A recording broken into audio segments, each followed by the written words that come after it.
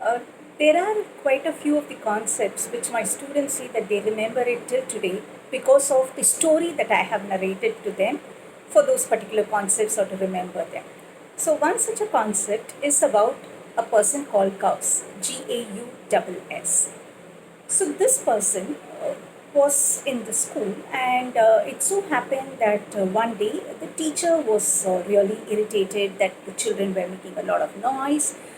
So the math teacher said, he thought, I'm going to give a difficult question to these children, and it's going to take them, say, a few hours to even sit and solve it and understand and get it.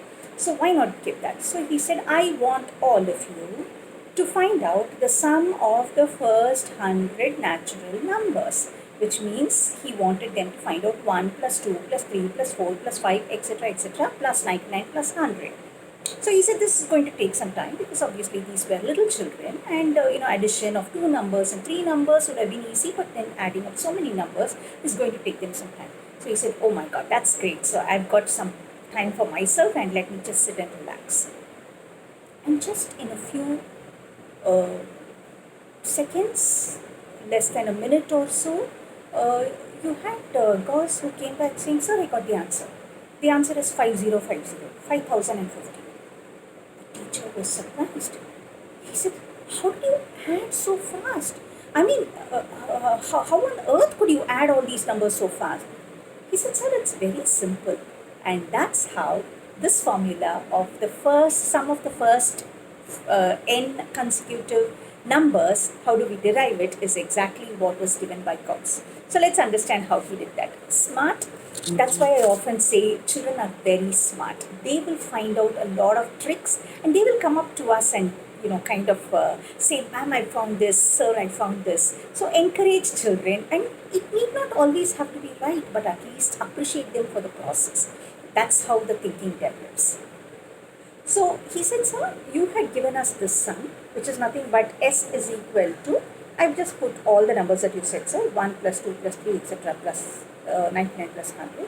What I did was, I just reversed it once again, sir.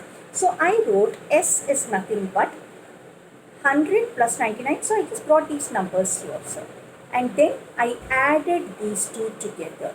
When I added these two together, sir, I always said that it is nothing but it is the twice the sum, because s plus s is 2s, and here 1 plus 100 gives me 101, 2 plus 99 gives me 101, 3 plus 98 gives me 101. Like that it goes on 101.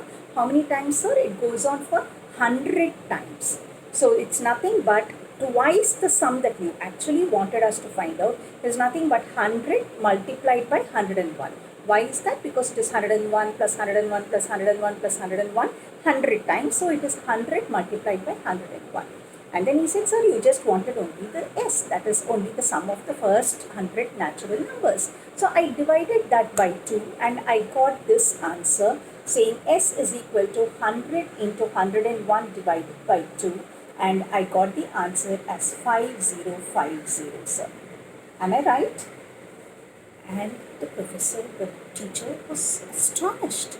He said, wow, that's amazing. And then he went on to say, sir, not only till 100, for any of those numbers, what we can do is we can generalize it and write it as the sum of n natural numbers is nothing but n into n plus 1 by 2. And he said, there's another trick also, sir. Suppose you give us 100 natural numbers, the same formula can be done in a different way. And how is that done? It is nothing but n divided by 2, which is nothing but 100 numbers you given, 100 divided by 2 into the first number plus the last number. So he said it's also written in this particular way, where we have s is nothing but n by 2. The n stands for the number of the number series, how many numbers have been given in consecutive numbers. Take that and multiply it for the first number plus the last number. Let's look at the example that was given here, what this particular teacher had given. So here we had 100 terms, so it is 100 divided by 2, which is nothing but 50, into the first number was 1 here, and the last number was 100. So 1 plus 100 is 101 multiplied by 50, which is exactly what is 5050. So sum of n consecutive natural numbers is n into n plus 1 by 2. And similarly, you have the sum of the squares and the sum of the cubes. So interesting, isn't it? So even if you've forgotten the formula, you just have to add it up and the children will get these answers instantaneously, whether they're in the exam hall or whether they're writing a competitive exam.